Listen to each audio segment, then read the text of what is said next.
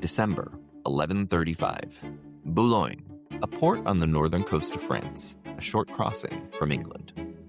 A messenger has just come off a boat, and Stephen of Blois is standing on the quay in the cold, working out what the news means for him. His uncle is dead. Henry I, King of England, gone after a week of illness at a hunting lodge in Normandy. Stephen knows what he's supposed to do next because he swore to it. Twice.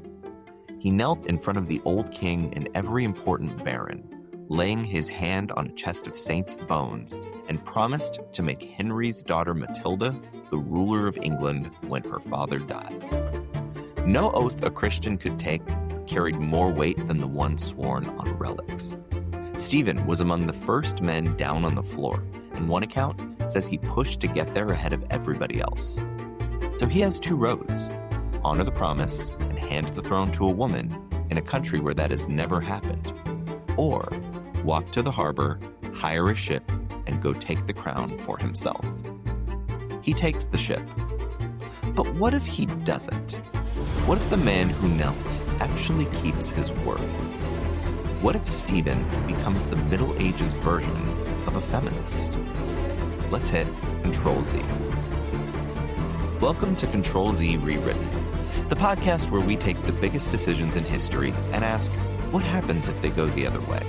Not random what-ifs, real 50-50 calls with alternatives that were actually on the table.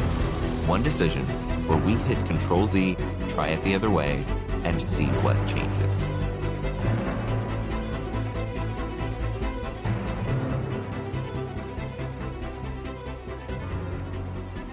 On November 25th, 1120, a vessel called the White Ship went down off of Barfleur on the Normandy coast, and the only legitimate son Henry I ever had drowned with it. William Adelin was the heir to everything his father ruled. Henry ruled two countries at once. England was one. The other was Normandy, the duchy in northern France his father, William the Conqueror, had governed before sailing across the Channel and taking the English crown in 1066. The barons who served him held property on both sides of that water, in England and in Normandy, and a single lord over the whole arrangement kept their estates intact. Split the inheritance between two men, and every one of those lords would have to pick a side and forfeit half of what he owned. Henry's fix was his daughter. Matilda had been married off at 12 to the Holy Roman Emperor, who ruled the German lands, and when he died, she came home a childless widow, still carrying the imperial title. People called her Empress for the rest of her life. Her father married her again in 1128 to Geoffrey of Anjou, a boy of 15 and roughly 11 years her junior, and the point of that match was locking down the southern border up the duchy. By 1135, she'd given the old king what he wanted most, a grandson, born in 1133, named after him. Henry made his barons swear to it, twice on relics in front of the whole court. The first was at a Christmas gathering in the late 1120s, and the second was in September of 1131. Stephen knelt among them both times. One chronicler describes him and Robert of Gloucester, Matilda's half-brother, jostling each other over who got to go first, which tells you how badly these men wanted the king to watch them do this. The barons hated the arrangement for two reasons. First, England had never had a reigning queen, and a medieval monarch was expected to lead armies in the field, which nobody could picture a woman doing. Their second objection was her husband. Anjou and Normandy had been enemies for generations, and putting Matilda on the English throne meant giving an Angevin count a claim on the duchy his family had spent decades fighting over. One contemporary account simply calls her the least popular candidate on offer. Henry died on December 1st, 1135, at a hunting lodge in Normandy, after about a week of illness. Henry of Huntingdon, a chronicler writing soon after, blamed it on the consumption of too many lampreys, a jawless fish that looks like an eel that you honestly couldn't pay me enough to eat. Henry's body went back across the English Channel for burial at Reading Abbey. Geography decided the succession.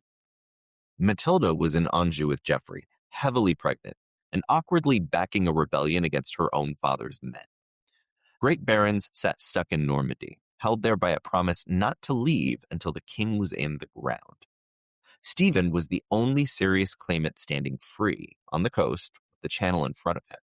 He and his older brother were grandsons of William the Conqueror through their mother, which gave both of them a claim that was worth pressing. The Norman lords met at La Neubourg and settled on the older brother. Theobald, Count of Blois and Champagne, was the senior surviving grandson of the Conqueror, and on December 21st, he sat down with them and with Robert of Gloucester at Lisieux to work out the terms. But Stephen had already crossed the English Channel. He landed in England and went straight for the money. His younger brother, Henry of Blois, was Bishop of Winchester, and that city held the royal treasury, so the vaults opened for him without any kind of a fight. Then, a royal steward named Hugh Bygod swore publicly that the dying king had changed his mind at the end, that he had released every baron from the oath and named Stephen as his successor instead. London acclaimed him. He took the crown at Westminster on December 22nd, 1135, 3 weeks after his uncle had passed away. The news reached Lisieux the next day and ended the meeting. Theobald accepted the Norman offer anyway, then watched his support drain away within a week, because the barons weren't going to hand England to one brother and Normandy to the other, and then spend the rest of their lives choosing between their own estates. Stephen paid him off. Theobald went home to Blois and backed the new king. Pope Innocent II confirmed the coronation the following year. What the barons wanted, more than a man on the throne, was one ruler over both sides of the channel and to avoid a war to settle it. A crowned king sitting in London delivered that on December 22nd. Matilda couldn't deliver any of it. She was hundreds of miles away, and the men who might have crowned her were still in Normandy waiting on a burial. Putting her on the throne also meant handing the duchy to the Angevin she'd married, and the lords who held land there would have gone to war before they allowed that. Every man who had sworn on those relics did the math and reached the same answer. The crown went to whomever could reach Westminster first, and Stephen won that race. Here's where we press Ctrl+Z. It's December of 1135. Stephen is standing on that quay in Boulogne with the news in his hand. But this time he doesn't go looking for a ship. Keeping the oath takes more than just staying put. He swore to make Matilda queen, which means he has to go out and do it. And he's the one man in Europe positioned to do it. So he starts writing letters. The first goes to his younger brother at Winchester. Henry of Blois is a bishop, which in 1135 makes him one of the most powerful men in England, and the cathedral city he runs holds the royal treasury. In our timeline, that brother opened the vaults for a usurper, and Hugh Bygod had to swear in public that a dying king had changed his mind at the end because a crown taken against a standing oath needed a very strong justification. A bishop's authority rests on the teaching that an oath sworn on relics binds a man for life, and this time Stephen is asking him to honor one instead of break one. He opens the vaults for Matilda, and that money pays the sheriffs who collect taxes in her name, the household that rides with her, and the undecided lord who'd rather take a payment than start a war. Another letter crosses to Normandy, where Robert of Gloucester is waiting out the burial. Matilda's half-brother is one of the richest landholders in England, and he's the man who wrestled Stephen over the right to swear first at that Christmas court. He spent 8 years of the real timeline fighting for his sister and losing. In this one, he holds England for her until she can come and take it. Now the Norman lords still gather at La Neubourg and still offer the crown to Theobald. What they find when they reach Lisieux is a succession that is already closed. The church has declared for Matilda. The treasury is hers. Robert of Gloucester speaks for her. And there's no rival for a nervous baron to side with. Theobald's support drains off as fast as it did in our history, and for the same reason. He takes a monetary settlement, he rides home to Blois, and he stays there. Geoffrey, however, was always the harder problem. The lords could accept a queen, but Anjou had been Normandy's enemy for as long as any of them had been alive, and their real fear was her Angevin husband using the English crown to take the duchy for himself.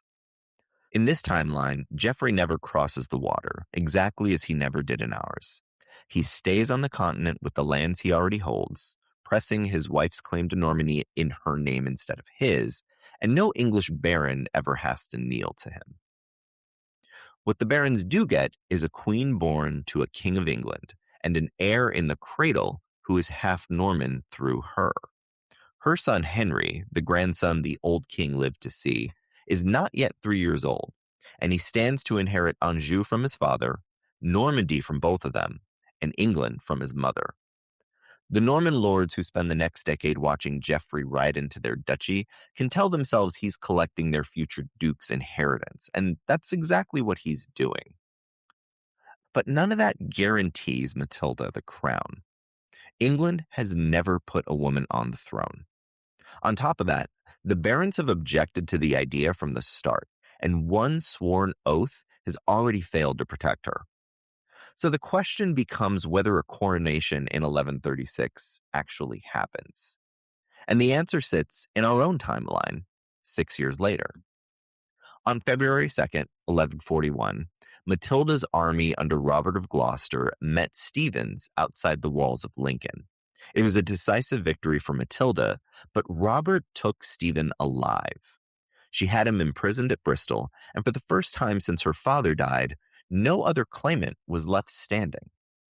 With Stephen in a cell at Bristol, the men who had backed him since his coronation changed their minds publicly. Church council at Winchester declared her Domina Anglorum, Lady of the English, which was as close to a coronation as anyone could get without the ceremony itself. The bishop who presided over it was Henry of Blois, Stephen's own brother.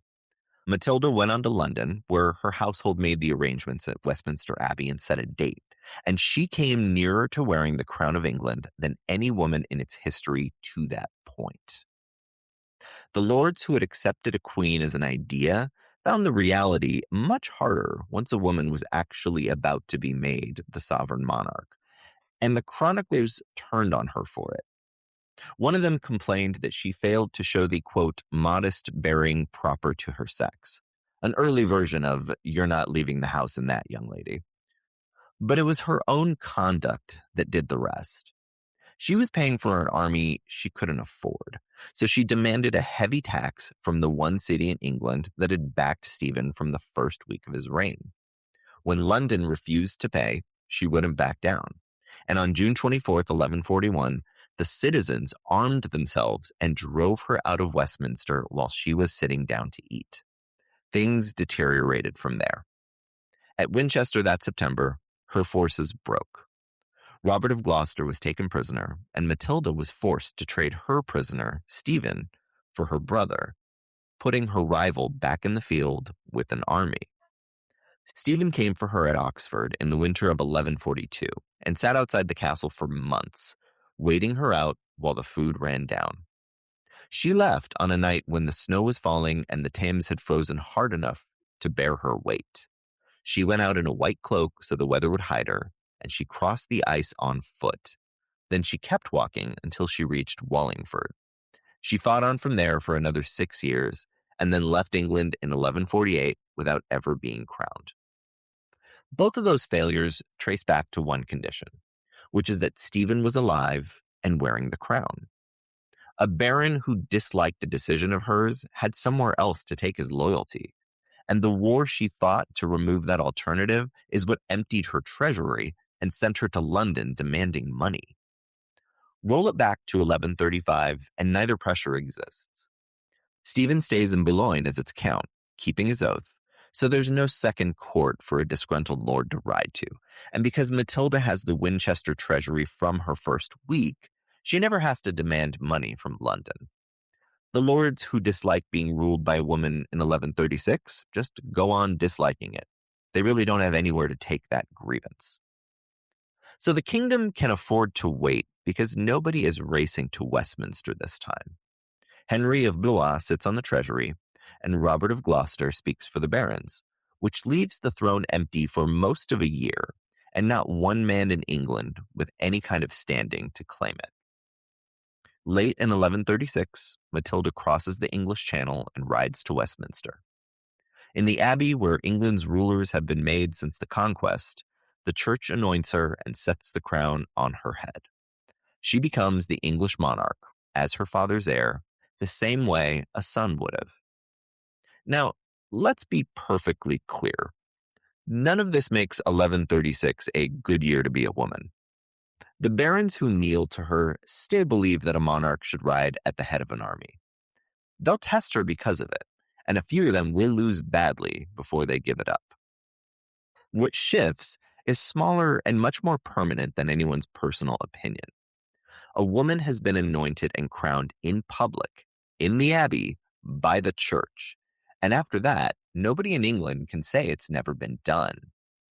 In our own history, the first woman crowned Queen of England in her own right was Mary I, and this was at Westminster on October 1st, 1553. So Matilda beats her by 4 centuries.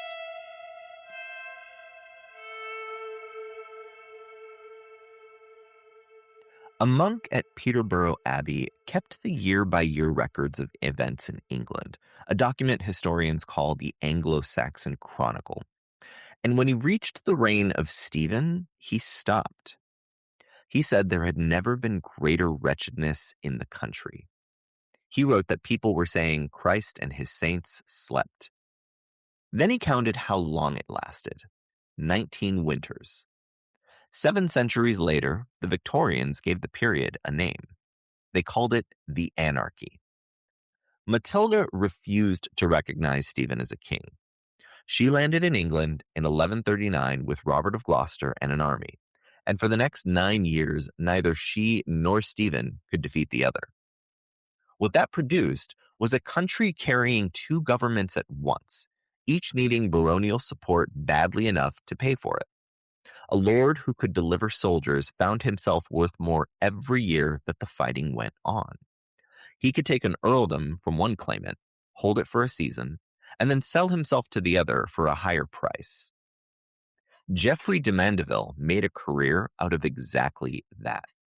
He'd inherited the constableship of the Tower of London from his father, along with a grievance, because Henry I had confiscated a large block of the family's land and never given it back. In 1140, Stephen bought his support by making him Earl of Essex, in what survives as the earliest known charter creating an English earldom. When Stephen was captured at Lincoln the following year, Mandeville went to Matilda, who forgave his father's debts, handed him the confiscated estates, made him sheriff of 3 counties and London at once, and paid for the service of 20 knights. Before the year was out, he was back with Stephen, who by that Christmas had tripled it to 60 knights. Then he ran out of buyers. In 1143, Stephen arrested him at St. Albans and took his castles and his offices as the price of letting him go. So Mandeville rode into the Fens, the marsh country of eastern England, and started taking what he wanted by force. He threw the monks out of Ramsey Abbey and put soldiers in it. Henry of Huntingdon wrote afterward that blood was said to, quote, ooze from the walls of the church. This is much more likely to be vivid imagery to prove a point than something that actually happened, but still good to keep in mind. The church had already excommunicated him by then, so when an archer hit him at Burwell Castle in August of 1144 and he died the following month, he went into the ground without a priest and, as was the belief at the time, without any hope of going to heaven. Men like Mandeville built what are called adulterine castles, meaning illegitimate, because they hadn't been authorized by a king. Nobody really knows exactly how many went up in that time.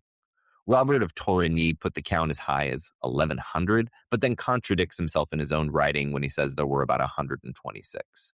Most modern historians think the real number sits well below that, but the fact that these castles were going up in high numbers for that time period is important.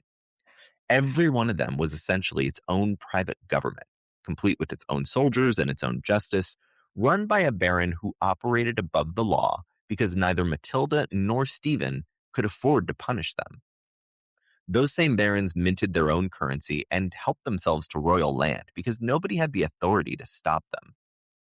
In 1152, Stephen brought an army to Newbury and besieged a baron named John Marshal. To buy himself time, Marshal handed over his young son William as a hostage, and everybody involved understood the terms. Break the agreement, and the child dies. John Marshal is not exactly Father of the Year, because Marshal broke the agreement anyway. He gambled his son's life, although Stephen spared the boy, who grew up to be William Marshal, widely recognized as the finest knight of his age and who eventually governed England as regent. Now, everything I just told you requires two claimants fighting for the throne, because a baron can only threaten to leave while there's somewhere else that wants him. So back to our Control-Z timeline. Geoffrey de Mandeville holds the Tower of London in 1136, and he wants his family's land back.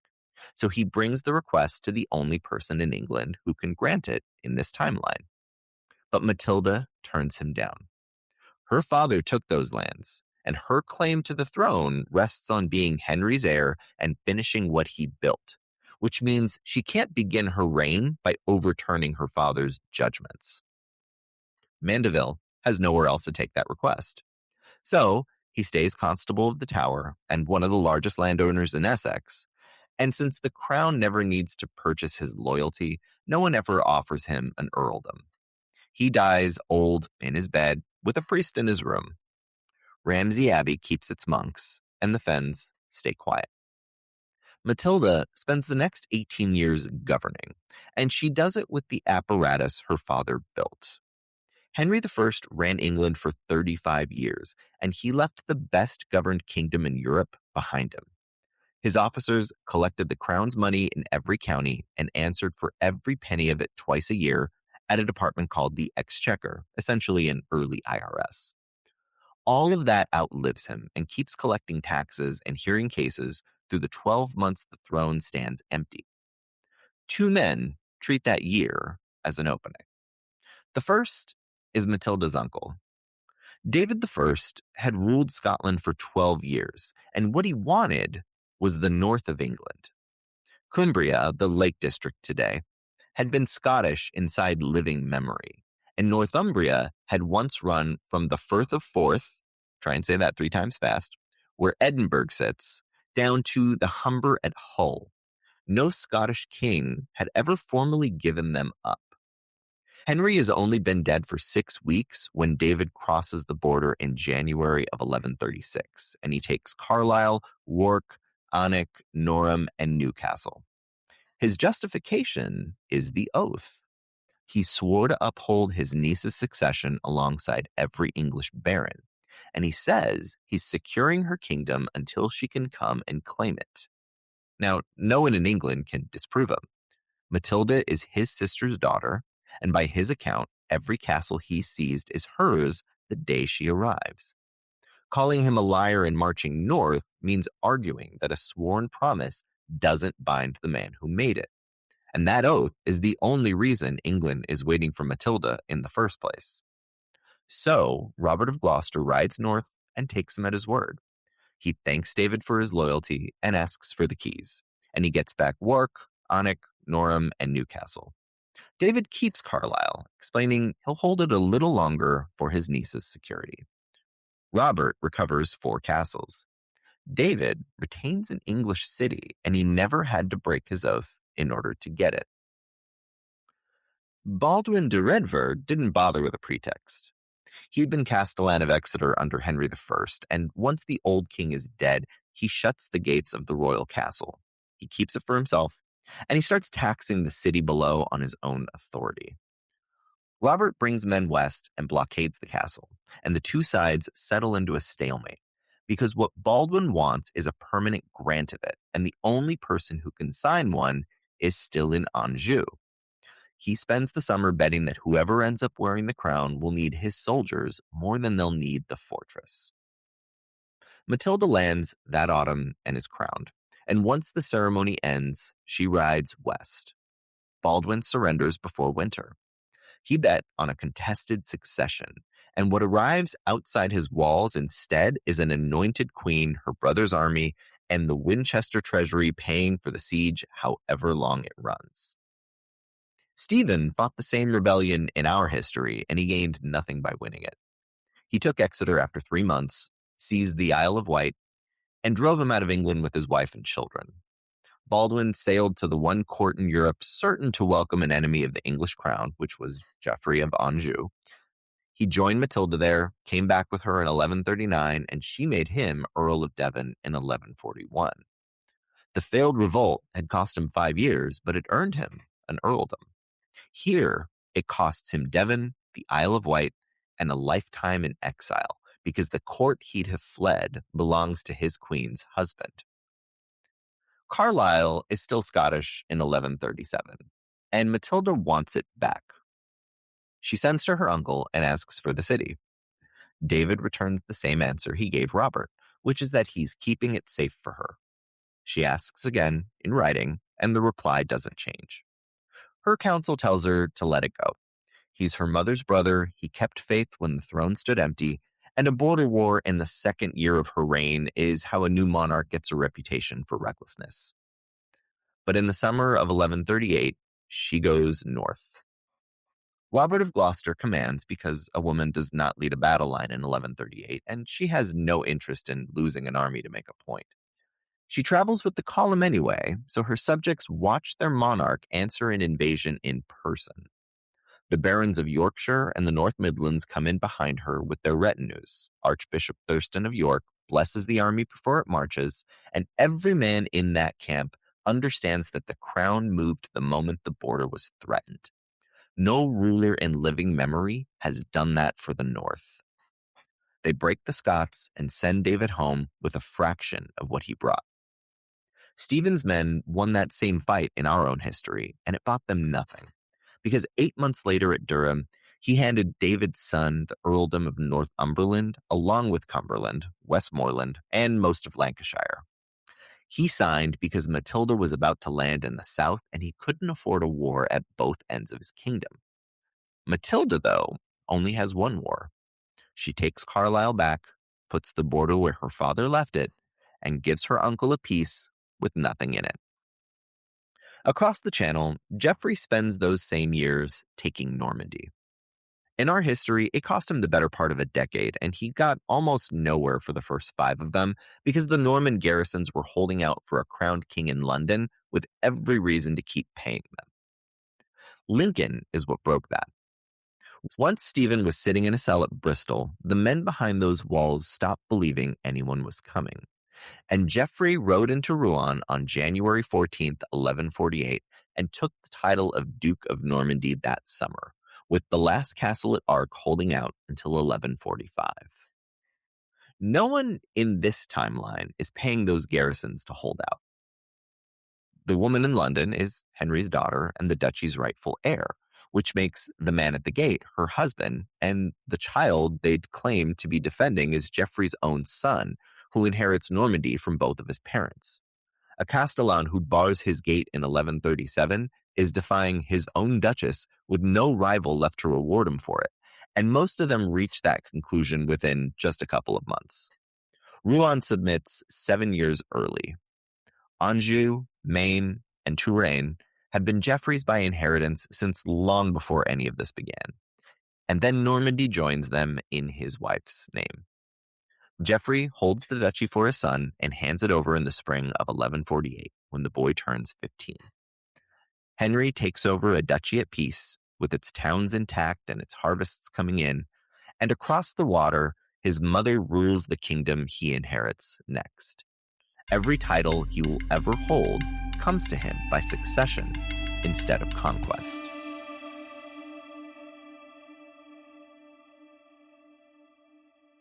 In March of 1152, Louis VII of France had his marriage annulled, and 8 weeks later, his former wife took a 19-year-old husband who already held Normandy and Anjou. Eleanor of Aquitaine had inherited her duchy outright when her father died in 1137, and it covered most of southwestern France. None of that turned on England. A French royal marriage had failed to produce a son, so the wedding at Poitiers on May 18th happens in every version of this story. The 19-year-old she marries is Matilda's son, Henry. Anjou, Maine, and Touraine came to him when Geoffrey died in September of 1151. His father had handed him Normandy 3 years before that, and Aquitaine arrives with his wife. At 19, he holds more French ground than Louis does, and his mother still rules England.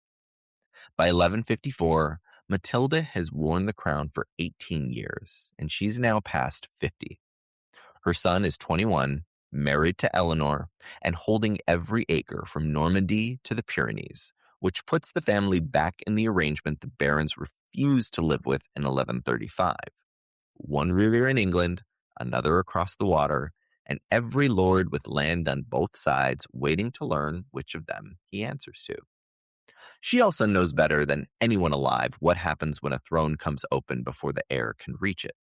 So, Matilda hands the crown over while she's still alive to oversee the transfer. On December 19th, 1154, Henry is crowned at Westminster Abbey, the same day of the same year as in our timeline, but his mother is there watching. Back to the real timeline for a second. Our Henry inherited a country where a man who came home to find someone else's plow in his field had two ways to get it back. He could go to his lord's court, where the delays ran for years, and where the neighbor he took the field might be sitting in judgment on it. Or he could fight for it, because trial by combat was ordinary legal procedure in the 12th century. And two men could settle who owned a strip of England by swinging at each other in front of witnesses. Imagine being able to contest a speeding ticket like that. Henry built the alternative. Beginning with the Assize of Clarendon in 1166, he sent royal judges riding circuits through the counties, and he created something any free man could buy, a writ of novel decision, which is Anglo-French for recent dispossession. It ordered the sheriff to put the disputed ground under royal protection and to summon 12 free men of the neighborhood who knew it. Those 12 walked out, looked at the land, and swore to what had happened, and their answer bound both sides. The writ never settled who truly owned the field, only whether a man had been thrown off it without a judgment, and that narrow scope made it fast enough to be worth the money. In 1179, he went further and let a defendant in a land case refuse the duel outright and take a jury of 12 knights instead. The treatise carrying Ranulph de Glanville's name calls that a royal benefit, on the grounds that it lets a man avoid dying suddenly and before his time. Every piece of it answered specific damage. The petty assizes were aimed at the wreckage the Civil War had made of property rights, and the Assize of Clarendon was written in part to take back the judicial power local barons had helped themselves to during Stephen's reign. Henry inherited 19 winters of men holding land because they commanded a castle near it. What he built to undo that stayed in force until 1833, and it's the foundation of law in England, the United States, and most of the Commonwealth even today. The Henry crowned in 1154 in this timeline inherits none of that. The last men to take English land by force were the two who tried it before his mother was crowned, and no army has crossed her border since her uncles went home beaten in 1138. Her sheriffs never stopped collecting, and her courts never stopped sitting, so a man with a boundary dispute in 1155 takes it exactly where his father took it, which is to his lord. This Henry's problem is France. King Louis has watched a young man assemble a block of territory running from the Channel to the Pyrenees out of nothing but marriage and inheritance, and the Capetians, the dynasty ruling France out of Paris, spend the next 2 centuries trying to take it apart. That fight came attached to Eleanor's dowry, so it arrives in this timeline too, and Henry spends his reign, his money, and most of his life on it. English government still grows. The whole 12th century pushed the kingdoms of northwestern Europe toward written records and salaried officials, and Henry I had built the exchequer decades before any of this started. With no crisis forcing the pace, it grows slowly and a little more unevenly. A court added in one reign, a clerk in the next, a procedure that works in Yorkshire and reaches Devon 40 years later. No monarch ever imposes one system of justice on the whole country inside a decade, because there isn't an emergency that's demanding it. So the baronial courts hold on to everything. Trial by combat keeps its place for centuries because no faster procedure arrives to replace it. And it stays legal in England until Parliament finally strikes it off the books in 1819. Whether a free man can get in front of the king's judges at all depends on which county he was born in and who holds it. King John, infamously, still loses Normandy in 1204 because Capetian France takes it through its own growing strength, and that growth happens no matter the timeline. He spends the next decade taxing England raw to build a force to win it back, and the French destroy that force at Bouvines in 1214. He comes home with no duchy, no money, and a baronage that is funded 10 years of failure. So in June of 1215, they make him seal a charter in a meadow at Runnymede. The document has the same source in both timelines. The barons copied it off the coronation charter Henry I issued in 1100, a written promise to stop bleeding his own nobles, and that charter sits in the record here exactly as it does in our timeline. The crown they're resisting is different, though. This one accumulated its power gradually across 80 years, instead of arriving all at once in the hands of a king with a country to repair. The man in the field is still standing at its edge in 1170, in 1200, and in 1250, arguing with a neighbor about where the boundary runs. What he can do about it still depends on who his lord is and whether that lord feels like listening. He waits. Royal justice reaches his county 2 generations later, after the man who first needed it is gone.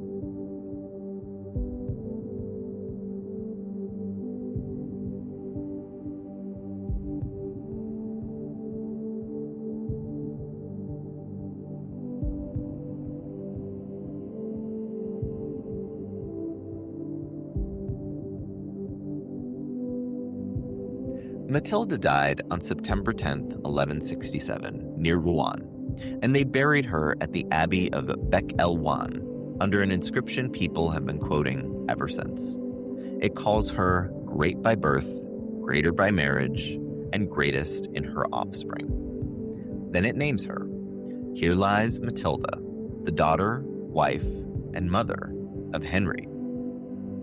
Her father Henry was Henry I of England. Her father Henry was Henry I of England. Her husband Henry was her first husband, Henry V, Holy Roman Emperor. And her son Henry was Henry II. 3 men, and the stone measures her against each of them in turn without recording a single act of her own. She fought 9 years for a crown her father made his barons swear twice to hand her. And nothing on that slab mentions that she tried.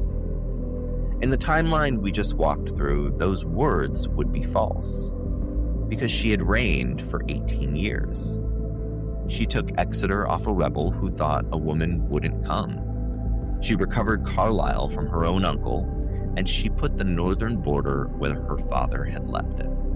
When she died, they buried her at Westminster with the kings of England, because that's what she was, Matilda I. No other name required to explain her. Her son, though, is the one who pays for it. Henry II is remembered 900 years later, and not for the empire that ran from Scotland to the Pyrenees. He's remembered for what he made from a ruined kingdom. The judges riding out to the counties, the writ a free man could buy, the 12 neighbors walking the boundary and swearing to what they have found there. He built all of that because he inherited a country where men held land by having more soldiers than the next man, and he had no other way to take it back. Hand him a kingdom already in working order, and he's a capable king who spent his life fighting the French, which describes most of the men who have ever held the English throne. So that's the trade, and neither half of it is terribly clean. Stephen of Blois broke the most serious promise a man of his century could make, and 19 winters of war came out of it. That's the entire case against him, and every word of that is accurate. The machinery that lets an ordinary person challenge a powerful one came out of those same winters, and a king with a quiet kingdom never builds it, because no crisis will ever force him to build it. Matilda was owed her crown.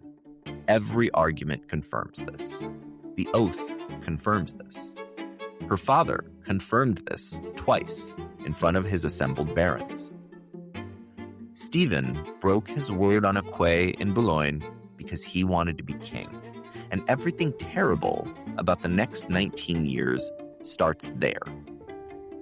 So does, however, the day an ordinary man could buy a writ and make the person who robbed him answer to 12 neighbors who knew the ground. Decisions don't get do-overs, but on this show they do. If you like the show, please rate and subscribe wherever you happen to be listening. It helps other people find the show and allows me to understand whether people actually enjoy this. I would also very much appreciate it if you could share it with people who you think might like listening to this show. Until next time, I'm Kevin Perez Allen. Thanks for hitting Control-Z with me. Control-Z Rewritten is hosted, researched, written, edited, and produced by me, Kevin Perez Allen. If you have a decision you'd like to see reversed on a future episode, find the show on YouTube at CTRL+Z Rewritten, all one word, and leave a comment. Thanks for listening.